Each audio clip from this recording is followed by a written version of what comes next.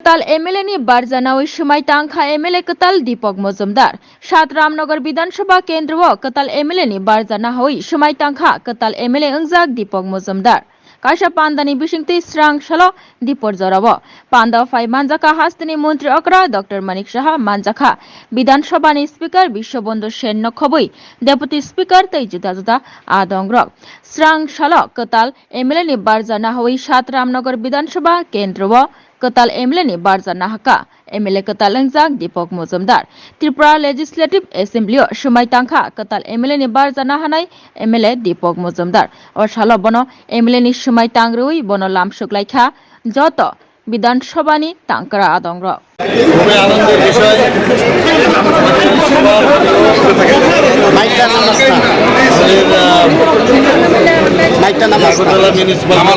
মাননীয় মেয়র রামনগর বিধানসভা থেকে উনি বিপুল ভোটে জয়যুক্ত হয়ে আমাদের ত্রিপুরা অ্যাসেম্বলির মেম্বার হয়ে আজকে এখানে এসেছেন এবং শপথ নিয়েছেন। আমি সর্বপ্রথম ওনাকে আপনারা সবাই দেখেছেন ভোট নেওয়ার পরে সবাই গম্ভীরকে এখানে পড়েছে।